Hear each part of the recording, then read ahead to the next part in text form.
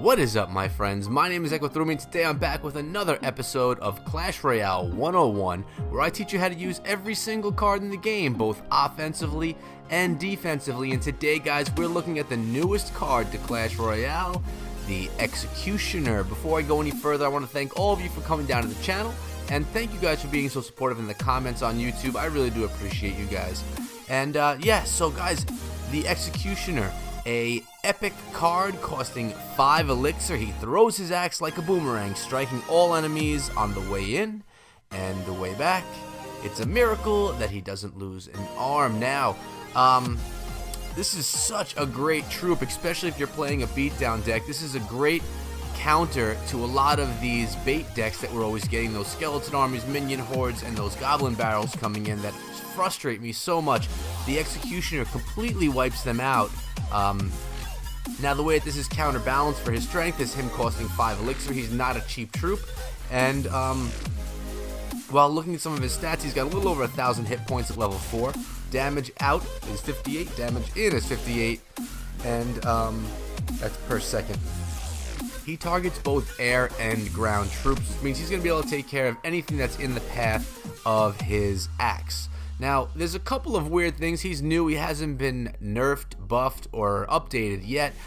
Sometimes on the way back with that axe, he can hit targets behind him, one tile behind him. I believe that's something that's going to be fixed by Supercell when he's finally nerfed, I would assume, because that's probably what's going to happen in a month or so. Also, sometimes there's this stun effect that is not mentioned at all in his card or in any discussion of the Executioner. Not sure if that stun effect is a glitch or not, but basically what happens is briefly as he strikes, it pauses the enemy briefly just so that they slow down. And like I said, not sure if that's going to continue to be part of what the Executioner does or not, but either way, let's get into some replays that we have right here from Jimbo Slice, watching how he uses this Executioner in his beatdown deck.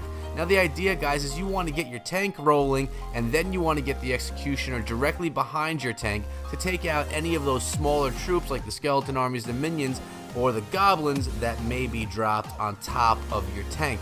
Now, Jimbo's playing his golem deck. It's actually a very similar, if not exactly the same deck that I play. Now, you notice that the Executioner is on that Royal Giant. What will happen is if any troops come behind the Royal Giant like minions, the blade will then take care of those troops as well. So the Executioner shows that he has a decent amount of health right here. He took that Musketeer down to just under half health, just above half health, with only one in and out shot from that axe. Now, the opponent does have a 1,000 point hit point lead. Next Musketeer there played to stop those spirits from coming in. But with a beatdown deck, guys, you can afford to take damage on a tower, or even lose a tower, and bring home the 3 crown win. With my golem deck, I often win by winning with 3 crowns. And well, we're going to see how Jimbo does it right here. He played that golem early. Usually he'll wait for having either 2 collectors or double elixir time, but he has to get a push going, being that the opponent is going to most likely take his right hand tower. That's my assumption right here. Now, the Executioner's in, working on that Royal Giant along with the tower, and it's now gone. And look at this push we have right here. Jimbo has a golem, an ice spirit, which is going to slow the enemy's Executioner. He's got the mega minion, and he's got minions behind that golem. And just watch how this push is just dominating right here, guys. That Executioner right behind the golem, the mega minion was able to get some hits on that tower. That one tower is going to be gone from the death damage from those golem. Actually, not even the death damage, just from the strikes of those golemites. Now, it's just about double elixir time. He has 1 collector down. This is a perfect time for Jimbo to put together a solid push, protecting that left-hand lane at the same time. And here he goes with the golem. He was expecting the opponent would throw that Royal Giant, but the Royal Giant was thrown right there in the center. Perfect, because Jimbo could throw his Musketeer, and he's probably going to throw that Executioner right behind his golem. Now that that fireball is gone, he can throw his troops in and they can get to work. It's going to take out that furnace, and then the golem is going to go straight for that tower. Nice job dropping the minions on there as well, guys. The Musketeer is going to work on the enemy's Musketeer along with that Executioner, and you see how the Executioner just shredded those skeletons from the skeleton arm. It really just took them down like nothing. And here we go. Jimbo's now going for a 3 crown. Looks as if the opponent, are they still there? They are still there, trying to fight for the win, but really at this point in time, there is no shot. Complete beatdown using his golem deck. Jimbo Slice takes it down hugely because of the use of that Executioner.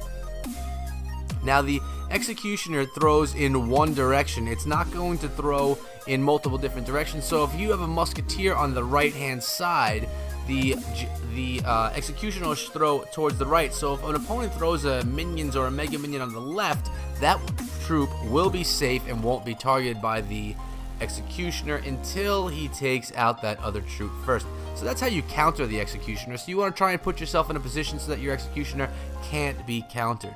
We have a Musketeer pushing that left-hand lane to start things out. Grass is nice and green over here.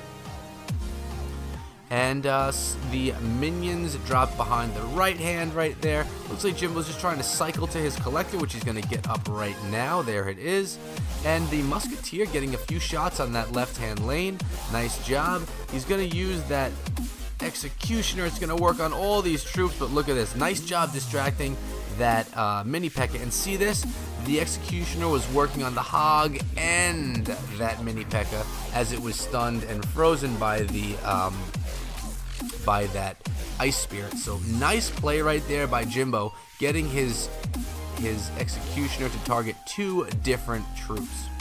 Now the Executioner, if zapped or if hit with the Ice Spirit, as you just saw, it will retarget. Just like if you're trying to retarget the Royal Giant off your tower onto defense, you can zap or you can Ice Spirit it, and it will be retargeted. So something to keep in mind when you're trying to play that card as a defense.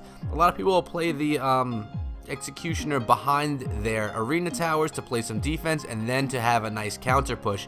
But you can also just drop it in, like right now at the bridge. Jimbo drops in his Executioner. It's going to take out those archers in a swipe or 2. I believe just 1 swipe down and back. Yeah, there they go. And those goblins as well. The opponent really should realize that they shouldn't be playing low hit point troops against that Executioner. And here goes that tower. Musketeer, Mega Minion, Executioner, Golem. He's going to drop another Golem in as well, I would assume. And, oh, he's throwing it in from behind the King's Tower just to play it safe, because he's going to go for that other win. He assumes that the Hog is going to get onto his tower. So, playing it slow, he's going to have a huge build up right here. And he's going to have a nice push on this right-hand lane right here. He should throw his minions on top. That's exactly what he does on that Hog, so his tower doesn't go down too much. But look at this, 2 Musketeers. He's got the Executioner, and wow, he's just got a crazy push. This tower is going to go down in about 2 seconds. And yeah, that's exactly what's going to happen. That was just about 2 seconds. And he's going for the 3 crown. Look at this. Look at this push, guys. There's no countering that. There's no stopping that. Just a beautiful push and a beautiful use of that Executioner, clearing the path for the tank as well as all those supporting troops behind. So there you have it, guys. Let me get to this troop one more time so we could look at his stats. There we go. Now Jimbo has a level 4 Executioner, as do I. Really solid troop. We don't know where the future of the Executioner is going to go. Hopefully they don't nerf it as they did the Elite Barbarians. The Elite Barbarians used to be in 90% of decks, and now I believe in the top 200, they're like, I don't even think they're in 10% of decks anymore after that nerf. So hopefully the Executioner actually keeps his strength, keeps his ability. A little bit of a nerf is fine, but to completely nerf him down and make him an unplayable troop would just be a shame, especially because people are spending money and putting in time to upgrade the Executioner. It's a great troop. It brought back Beatdown, and it got rid of that darn zap bait. I can't stand those decks. I don't like playing them myself, and I don't like playing against them. So the Executioner is a great way to combat that. But there you have it, guys. I hope that you found this episode in some way useful. If you did, I hope you decide to subscribe to the channel. And if you are already subscribed, guys, please hit that like button to show support. And as many of you already know, I come out with content every single day, Clash of Clans and Clash Royale. I hope to see all of you back here tomorrow. Until then, be good.